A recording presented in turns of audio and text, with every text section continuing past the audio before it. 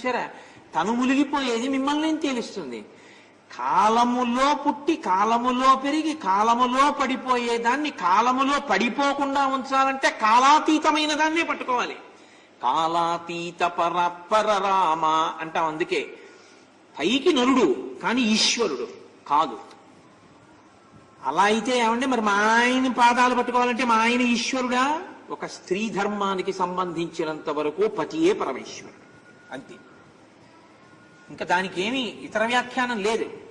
మగవాడికైతే తను తరించడానికి కాలాతీతమైన వస్తువుని పట్టుకోవాలి. అది కూడా వేదము చేత ప్రతిపాదింపబడినటువంటి ఒక స్వరూపాన్ని పట్టుకోవాలి. పట్టుకుని ఉద్ధరణ పొందాలి. స్త్రీకి అలా ఏం లేదు. వాడు నీచుడా, నీచుడు కాడా, మంచివాడా, మంచివాడు కాడా, ఇవేం అక్కర్లేదు. పతిని అనుగమిస్తే చాలు. రావణుడు చెడ్డవాడు, మండోదరి మహాపతివ్రతే, అనుగమించింది పతివ్రతే. తార పతివ్రతే, సీతమ్మ పతివ్రతే.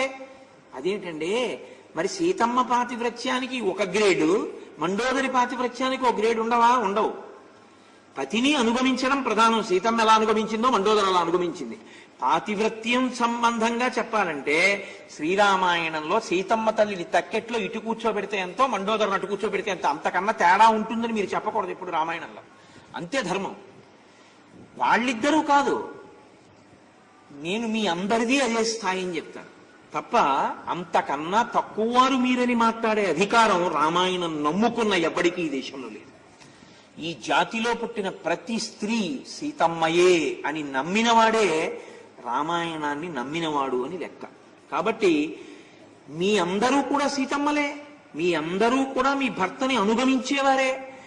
పతిని అనుగమించి భార్య ఉద్ధరణ పొందుతుంది. పతి సతిని అనుగమించి పొందలేడు. ఆయన ఈశ్వరుణ్ణి పట్టుకోవాలి. కాలాతీతమైన ఈశ్వరుణ్ణి ఆయన పట్టుకోవాలి.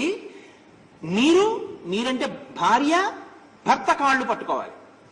పట్టుకుని ఉద్ధరణ పొందుతారు. ఇది ఎలా ఉంటుందో తెలుసా అండి? సనాతన ధర్మంలో సర్కస్ లో చూడండి, ఒక ఆయన ఉయ్యాలా పట్టుకుంటాడు, ఆయన కాళ్ళు కింద ఉంటాయి, ఆ కాళ్ళు ఇంకోడు పట్టుకుంటాడు, ఆ కాళ్ళు పట్టుకుని వేలాడుతున్న వాడి కాళ్ళు ఇంకోడు పట్టుకుంటాడు.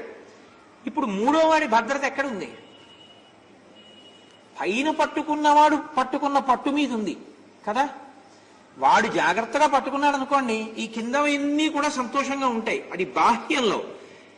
కానీ నీకు ఇక్కడికి వచ్చేటప్పటికి, ఈ అనుగమించడం విషయంలోకి వచ్చేటప్పటికి మొదటివాడు పట్టుకున్న పట్టు వాడికి ఒక్కడికే రక్షణ.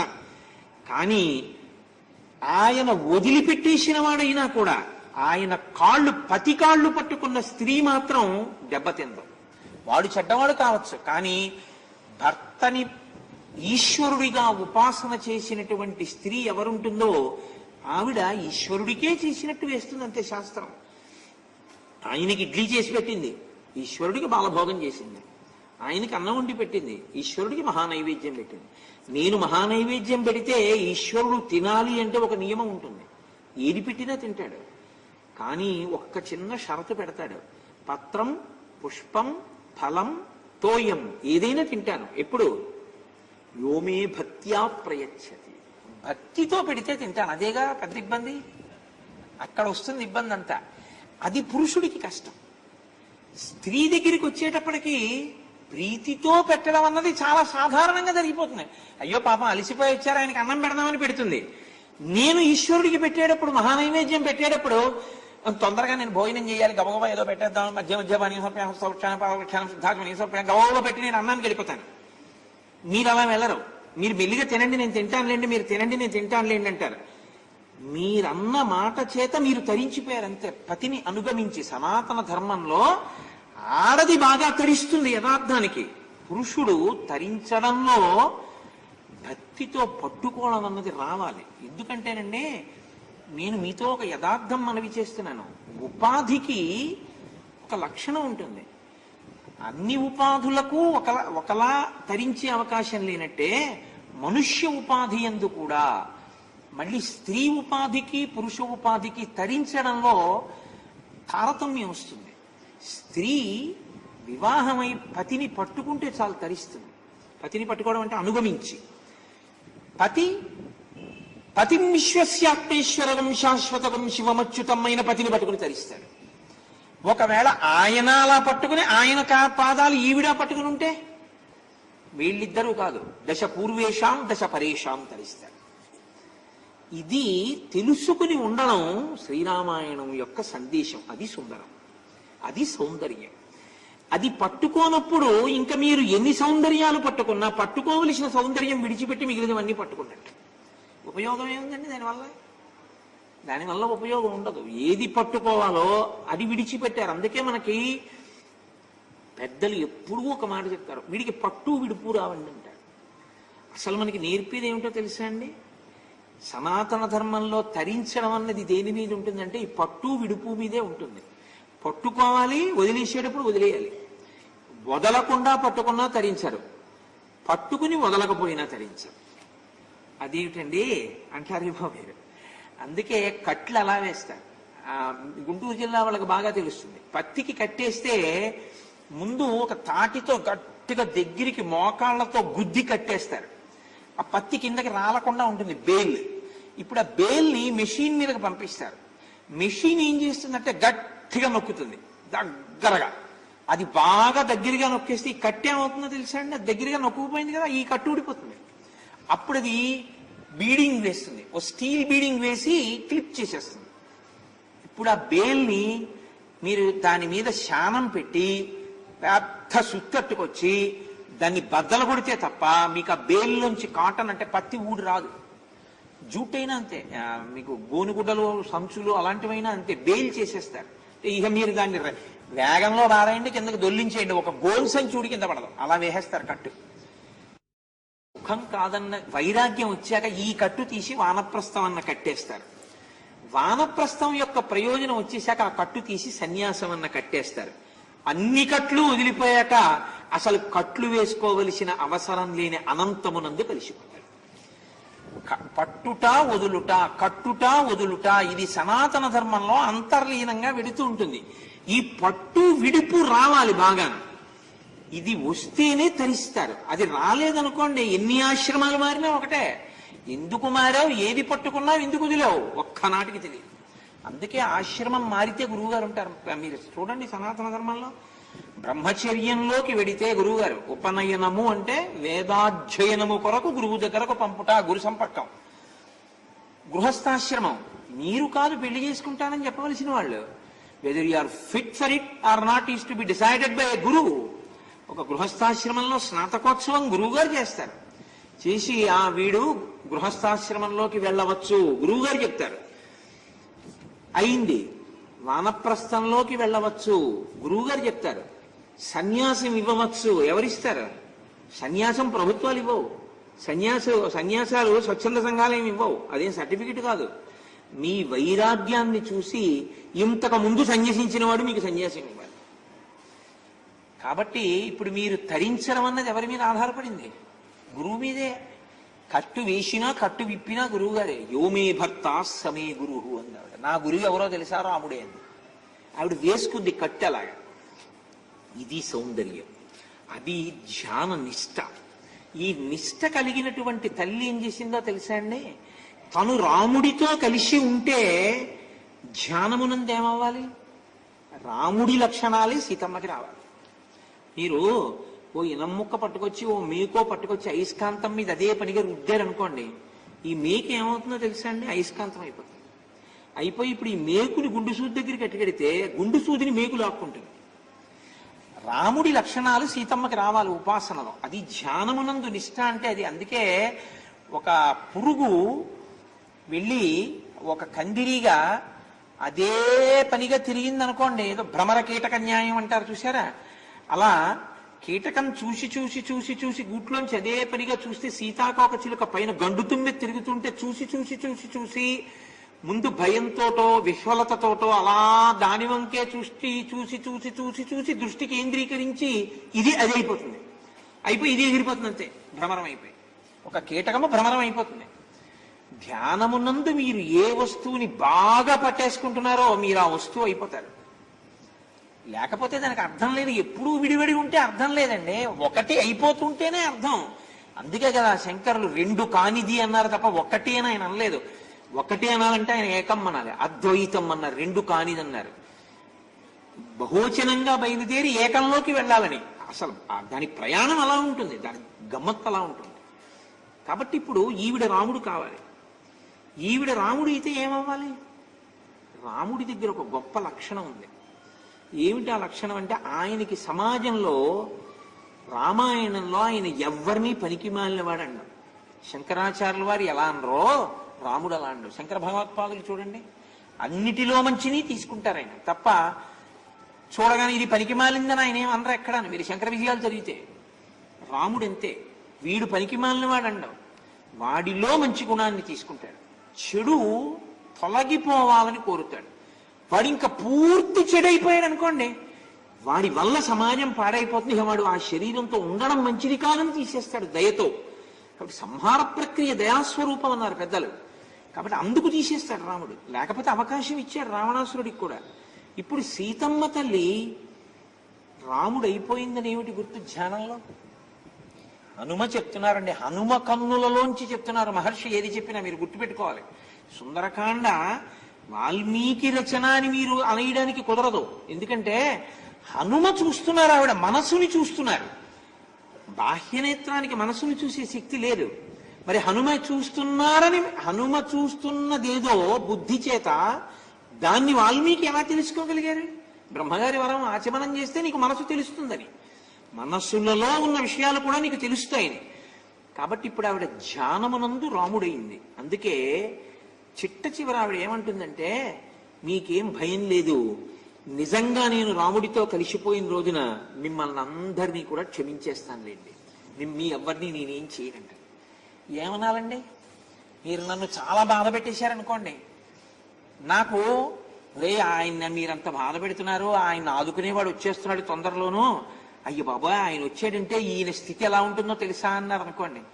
అయ్యి బాబాయ్ ఏమండి ఒకవేళ నిజంగా అలా వచ్చేస్తాడో ఏమిటో అని మీరు నా కాళ్ళ మీద పడి, ఏమండి నిజంగా మీ రక్షకుడు ఎవరో ఉన్నట్టు, ఆయన వచ్చేసిన తర్వాత మమ్మల్ని ఏం అనకండి అన్నారు అనుకోండి. ఏం ఊరుకుంటాననుకున్నావా, రాని చెప్తానన్నాను అనుకోండి. నేనేమైనట్టు ఆయన ఎలా అయ్యాను ధ్యానంలో? ఆయన దయామయుడు, నేను క్రూరుణ్ణి. ఏమయ్యాను ధ్యానంలో?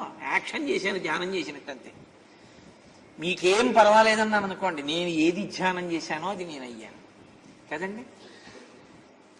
ఇది నిరూపిస్తారు మహర్షి ఎదర.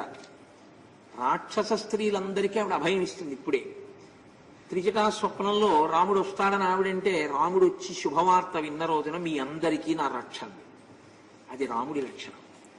10 నెలల ధ్యాన ఫలితం ఏమిటంటే ఆవిడ రాముడు కావడం. సనాతన ధర్మంలో ఇది చాలా గొప్ప విషయం.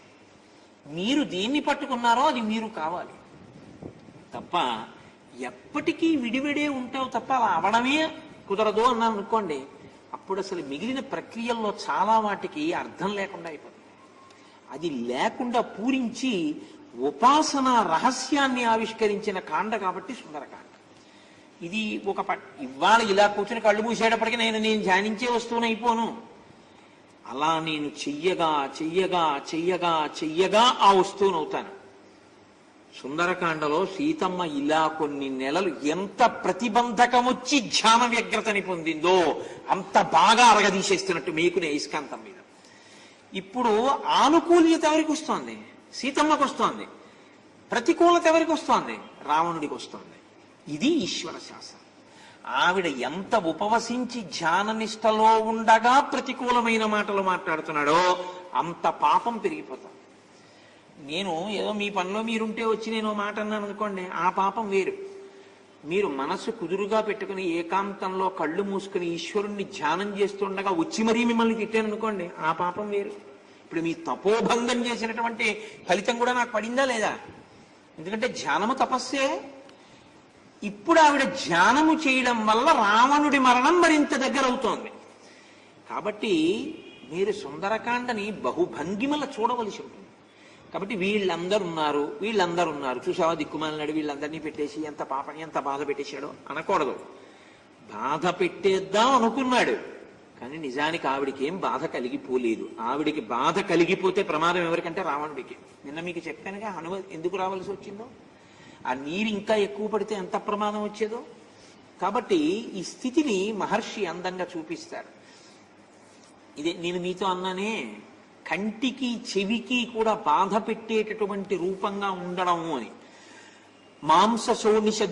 మాంసశోణిత దిగ్ధాంగీ మాంసశోణిత భోజనా తా దదర్శ కపిశ్రేష్టో రోమహర్షణ దర్శనా. ఎంత చమత్కారంగా మాట్లాడతారో మహర్షి. ఆ మాంసములు తింటూ ఒంటి నిండా నెత్తురు పూసుకున్నటువంటి రాక్షస స్త్రీలు అక్కడ ఉన్నారు. ఇది ఎవరు చూస్తున్నారంటున్నారు? తా దదర్శ కపిశ్రేష్టో, హనుమ చూస్తున్నారు. చూస్తున్న హనుమకి ఆవిడ ధ్యాన నిష్ట తెలుస్తోంది, ఆవిడ పాతివ్రత్యం తెలుస్తోంది. ఇన్నిటి మధ్య ఆవిడ దేన్ని పట్టుకుందో తెలుస్తోంది. ఇది తెలియట్లేదు ఎదురుగుండా ఉన్నవాడికి. ఎవరింట్లోకి తీసుకొచ్చానని ఒకడు అనుకుంటున్నాడో వాడికి ఆవిడ అర్థం కావట్లేదు, ఆవిడే చెప్పినా అర్థం కాదు. ఏమీ చెప్పకుండా ఈయనకు అర్థం అవుతాడు. ఈయనకు అర్థం అవ్వడం ఈయన బుద్ధి ప్రచోదనం, అర్థం అవ్వకపోవడం ఆయన బుద్ధి వైక్లభ్యం. బుద్ధికి వైక్లభ్యం వచ్చినా బుద్ధికి ప్రచోదనం వచ్చినా అమ్మవారు అనుగ్రహం, అంతే. అంతకన్నా ఇంకో మాట అనడానికి ఏం లేదు శాస్త్రంలో. కాబట్టి అది ఆ తల్లి వైభవంగా సుందరకాండ. కాబట్టి ఇప్పుడు మహర్షి అంటారు తెల్లవారింది. మరి రాత్రి వచ్చి కదండి అన్వేషణ మొదలు పెట్టారు. తెల్లవారుతోంది. సారామ రామమహిషి రాఘవస్య ప్రియాసతి వన సంచార కోచల నునయేష్యతి జానకి, సంధ్యావందనానికి వస్తుంది అన్నారుగా. కాబట్టి ఈ సమయంలో చెట్ల మీదంతా వెతుకుతూ సీతామాత యొక్క దర్శనం చేసినటువంటి సమయానికి ఆయన ఈ పరివేదన పొంది ఆవిడ యొక్క శీల వైభవాన్ని ఆంతరమునందు ప్రశంసించేటటువంటి సమయంలో తెల్లవారింది. షడంగ వేద విదుషాం క్రతు ప్రవర యాజినాం శుశ్రావ బ్రహ్మఘోషాంశ్చ విరాత్రే బ్రహ్మరక్షసాం.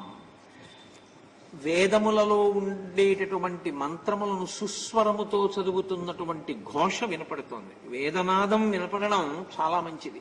మనం వేదం చదవక్కర్లేదు, వేదాన్ని వినగలిగితే చాలు. వేదం దగ్గరికి వెళ్ళేటప్పటికీ అదొక గొప్ప విషయం. మీరు వేదం చదువుకుని ఉండక్కర్లేదు.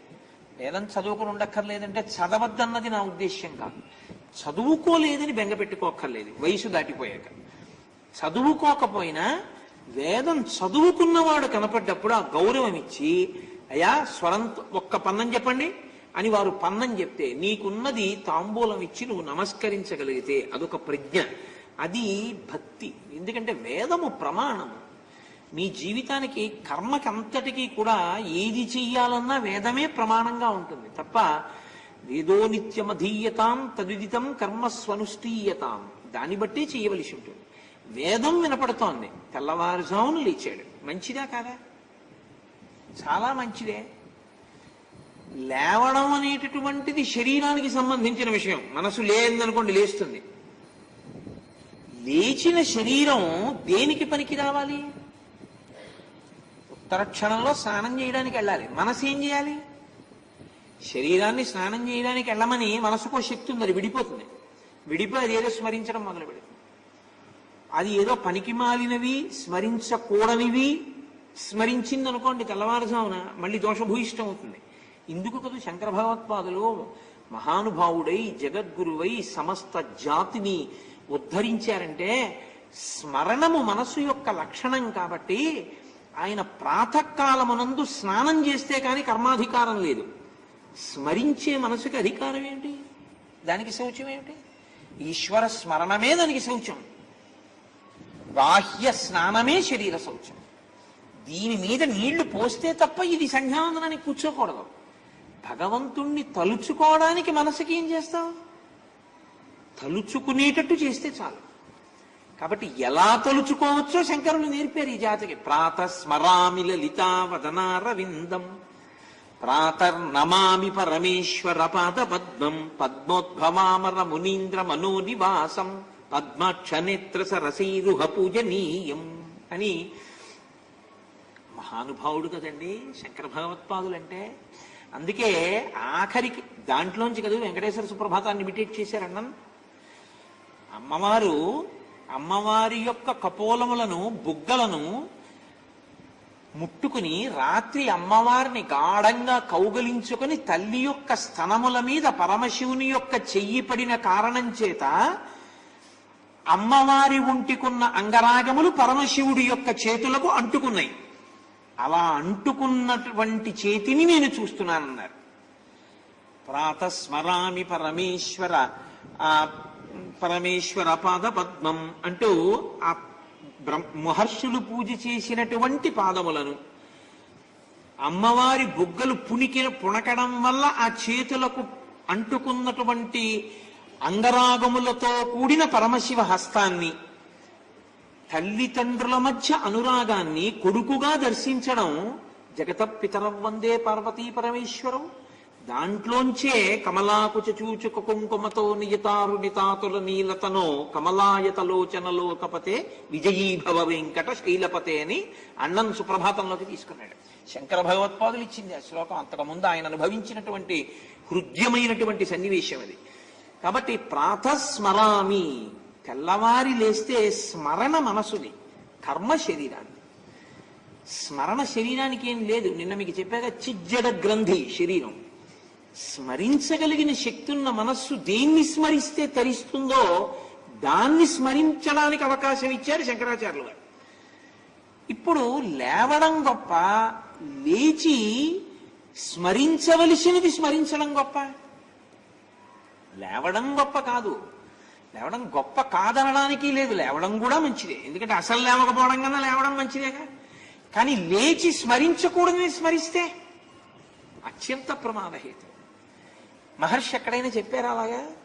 అలా చెప్పరు. నేను మీతో మనవి చేసింది అదే. అలా ఏమీ సర్టిఫికెట్లు ఇవ్వకుండా మాట్లాడడమే సుందరకాండ. కానీ మహర్షి ఒక మాట చెప్పారు. అక్కడ ఒక తివాచి ఉంది. మహీకృత పర్వతరాజి పూర్ణ శైలాకృతా వృక్షవితాన పూర్ణా వృక్షాకృతా పుష్పవితాన పూర్ణా పుష్పం కృతం కేసరపత్ర పూర్ణం. ఈ బ్రహ్మాండము, భూమి మీద ఉన్న పర్వతాలు, పర్వతాల మీద ఉన్న చెట్లు, చెట్లకున్న పువ్వులు, పువ్వులకున్న కేసరములు చెక్కారు. ఈ భూమి తల్లి. నువ్వు నిద్ర లేచేటప్పుడు కాలు పెట్టే ముందు భూమాతకి నమస్కరించి తప్పక కాలు పెడుతున్నానని నువ్వు దిగుతూ ఉంటే, నువ్వు లేచి నీ మనసు లేచి మీ ఇద్దరూ లేవడం లోకకంటకుడవు కావు అనడానికి గుర్తు. అలా కాకుండా పరకాంతనో పరుల ద్రవ్యాన్ని ఇవ్వాల మనం ఎలా అపహరించచ్చనో ఆలోచిస్తూ లేచాడు అనుకోండి. స్నానం చేయడా చేస్తాడు, సంధ్యావందనం చేయడా చేస్తాడు, పూజ చేయడా చేస్తాడు. తర్వాత ఏం చేస్తాడు? ఇవి చేస్తాడు. టీవీలో తెల్లవారుజామున అరగంట సేపు భక్తి సంగీతం ఇచ్చి 23.5 గంటల సేపు చెత్తంతా ఇస్తే ఎలా ఉంటుందో, అరగంట సేపు పూజ గదిలో కూర్చుని 23.5 గంటల సేపు లోకాన్ని వేధిస్తే ఎలా ఉంటుందో అదే రావణాసుడు. నియుజ్యమానస్సు గజాస్తహస్త సుకేశరాశ్చోత్పల పత్రహస్త బభూవదేవీ చ కృతాసుహస్త లక్ష్మీస్తథా పద్మిని పద్మహస్త. అక్కడికి వెళ్ళి పూజ చేస్తాడు, బయటికి వచ్చి సీతమ్మని కాముకత్వంతో చూస్తాడు. చాలదా పాడైపోవడానికి? లేవడం అన్నది శరీరము లేవడం కాదు, మనసు లేచేటప్పుడు ఎలా ఉండాలో చూపిస్తారు. ఎంత సాత్వికంగా ఉండాలో, లేచిన వాడి యొక్క జీవితం ఎలా ఉండాలో చూపిస్తారు. పోనీ ఎలా ఉండాలో ఎక్కడైనా చూపించారా మహర్షి?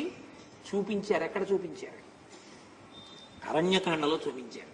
హేమంత ఋతువులో తైలం ఎక్కువగా ఉన్నటువంటి పదార్థాన్ని రాత్రి దుంపలు తిన్న కారణం చేత దాహంతో ఉన్నటువంటి ఏనుగు బాగా దాహం వేసి నీళ్లు తాగుదామని తెల్లవారుజామున 3:30 గంటలకి గోదావరి నది ఒడ్డుకెళ్ళి నీరు తాగుదామని తొండం పెడుతోంది, తీసేస్తోంది, పెడుతోంది, తీసేస్తోంది తప్ప నీళ్లు తాగట్లేదు, అంత చల్లగా ఉన్నాయి. జలపక్షులు నీటిలో ఉండవలసినవి నీటిలో ఉండకుండా ఒడ్డునున్నాయి. యుద్ధం చేయవలసిన సైన్యం శత్రువుల్ని చూసి వెళ్లకుండా పారిపోయి వచ్చినట్టు అన్నారు మహర్షి. రాముడు మాత్రం స్నానం చేశాడు. మరి ఏనుగు తొండం పెట్టలేని చోట, జలపక్షులు వెళ్ళలేని చోట రాముడు ఎలా స్నానం చేశాడు? లేవడం స్నానం చేయడం కోసం, అందుకు చేశాడు ఆయన. ఇది ఆయన ధార్మిక నిష్ట. అప్పుడు లక్ష్మణుడు అన్నాడు పక్కన నిలబడి, మీరు విన్నారు అరణ్యకాండలో, అన్నయ్య భరతుడు కూడా ఇలాగే అక్కర్లేని కష్టాన్ని నెత్తి మీద వేసుకుని నీ మీద భక్తితో సరయూ నదిలో స్నానం చేస్తుంటాడన్నయ్య అన్నాడు. అవునరా తమ్ముడు అన్నాడు.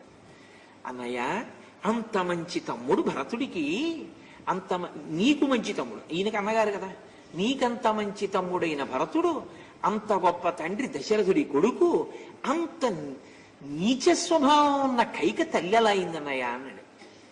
రాముడు అన్నాడు వెంటనే, భరతుడి గురించి ఇంకా ఏమైనా మాట్లాడు, అమ్మ గురించి ఇప్పుడేమి ఇంకా మాట్లాడకన్నాడు. ప్రాతస్మరామి, పొద్దున్న తలుచుకుంటే నమస్కారానికి తలుచుకో, అంతేగాని పొద్దున్నే తలుచుకున్నప్పుడు అత్తగారిని మీద కోపంతో మామగారి మీద కోపంతో తలుచుకోకూడదు, నాన్నగారిని కోపంతో అమ్మని కోపంతో గురువు గారిని కోపంతో తలుచుకోకూడదు.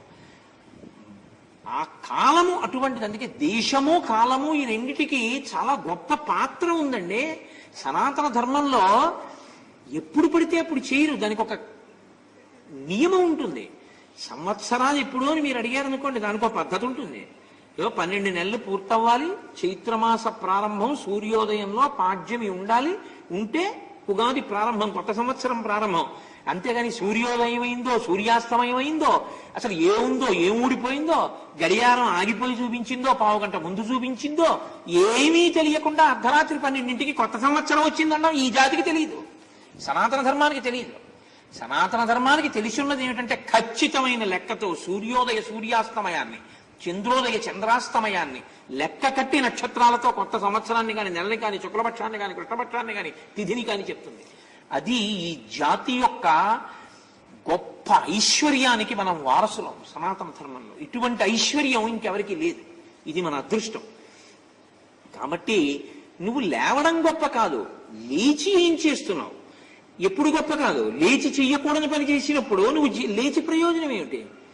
ఇది మహర్షి చెప్తారా? చెప్పరు. ఆయన అక్కడ ఏం చేశారో చెప్తారు, ఈయన ఇక్కడ ఏం చేస్తున్నాడో చెప్తారు. మీరు ఈయన ఎలా చేశాడో అలా చేద్దాం అనుకుంటే మీకు ఇంకో 9 తలకాయలు ఇచ్చినా ఉండవు. ఆయన ఎలా చేశాడో మీరు అలా చెయ్యాలనుకుంటే యుగాలు మారిపోయినా మీరు పూజింపబడతారు. ఇది చెప్పడం సుందరకాండ అంతే. నేను అందుకే మీతో మనవి చేసేది అడుగడుగున ఉపాసన కాండ సుందరకాండ అని. కాబట్టి ఇప్పుడు వేదం వినపడుతోంది. అథ మంగళవాదిత్ర్యై శబ్దై శ్రోత్ర మనోహరై ప్రాబుధ్యత మహాబాహు దశగ్రీవో మహాబల. దశకంఠుడు అతని అనుచరులు కూడా మంగళకరమైనటువంటి ధ్వనులకు మేల్కొన్నారు. ఏ ధ్వనికి పడితే ఆ ధ్వనికి మేల్కొనకూడదు కదా. అలా ఎందుకండి మేల్కొనకూడదు అని మీరు నన్ను అడగచ్చు అన్నమాట. అలా లేస్తే ఏమవుతుందంటే మీ మనస్సు యొక్క ఉద్విగ్నత వెళ్ళిపోతుంది. అలా లేవద్దు అని శాస్త్రం. ఎందుకంటే మీరు లేచేటప్పుడు విష్ణు స్వరూపంతో ఉన్నటువంటి దాన్ని ధ్యానించి ముందు ఆ పేరే నోటి వెంట పలకాలి. రాత్రంతా పడుకున్న తర్వాత మొదటి మాట నోటి వెంట ఏది రావాలంటే ప్రాతకాలంలో శ్రీహరి తప్ప ఇంకొక మాట వాడడం అన్నది మంచిది కాదు యథార్థానికి. ఒక్క శ్రీహరి, శ్రీహరి, శ్రీహరి, శ్రీహరి 3 మాటలు.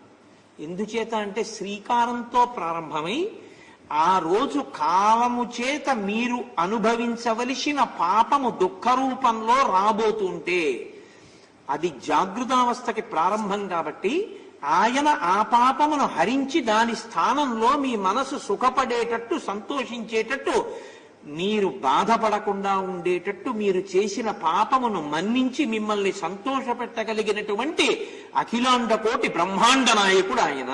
ఆయన అలా మీ పాపాన్ని మన్నించి మీకు మంచినిచ్చినా అడగగలిగిన వాడు లేడు. ఆయన అలా క్షమించకపోతే ఈశ్వరుడే కాడు.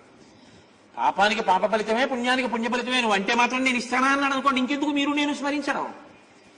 అందుకే నమ శివాభ్యాం అశుభాపహాభ్యాం. మీరు భక్తితో స్మరిస్తే ఆయన మీ పాపం తీస్తాడు. లేకపోతే వెంకటేశ్వరుడు అన్న మాటకు అర్థమే లేదు. వేం కటతీతి ఇది వెంకట. మీ పాపాన్ని తీయగలడు. ఏది నిప్పెట్టకుండా వెంట్రుకల రూపంలో తీసేస్తాడు. అందుకు కాదు తలనీలాలు ఇచ్చేస్తాం. పాపములను తీయగలిగిన వాడు కాబట్టి వెంకటేశ్వరుడు. అసలు పాపమే తీయడు ఈశ్వరుడు అంటే. అప్పుడు ఆయన ఇంకా క్షమాభిక్ష పెట్టడు అని దాని అర్థం. ఆయన క్షమాభిక్ష పెట్టని వాడైతే మీరు ఇంకెళ్ళి ఆయన కాళ్ళు పట్టుకోవడం ఎందుకండి? అసలు మీ పాపమును మన్నించగలిగిన ప్రజ్ఞ ఈశ్వరుడికి గురువుకి లేకపోతే ఈ ఇద్దరిని పట్టుకోవడం లోకంలో అనవసరం. డాక్టర్ గారు ఎప్పుడూ కడుపు నొప్పి కాళ్ళు నొప్పి అని వచ్చేవాడే, ఒక్కడు రిలీజ్ అయిన సినిమా గురించి చెప్పడానికి వచ్చేవాడు లేడని విసుక్కుంటే ఎలా అర్థం ఉందా? డాక్టర్ గారి దగ్గరికి వెళ్ళేవాడు సినిమా గురించి మాట్లాడడానికి ఎందుకు వెళ్తాడండి? అలా వెళ్ళడు. అక్కడికి వెళ్ళే వాళ్ళు అందరూ ఎవరెడతారంటే ఒంట్లో బాగోలేదని చెప్పేవాడే వెళ్తాడు. ఈశ్వరుడి గురించి వెళ్ళేవాడు 198 మంది ఎవరెళ్తారంటే, అయ్యో ఈశ్వరా, నా వలన ఎన్ని పొరపాట్లు జరిగిపోయాయో తండ్రి, నువ్వు తప్ప నన్ను ఎవరు మన్నిస్తారు అని అడిగేవాడు ఎడతాడు. గురువుగారి దగ్గరికి ఎవడెడతాడు? అయ్యో మేము చీకట్లో ఉండిపోయామండి, మాకు మార్గం తెలియట్లేదు, మమ్మల్ని మంచి మార్గంలో నడిపించండి అని అడగడానికి వెళ్ళేవాడు అడుగుతాడు. వాడు నీ అంత వెలుతురులోనో నీకన్నా వెలుతురులోనే ఉంటే నీ అవసరం వాడికి ఎందుకు?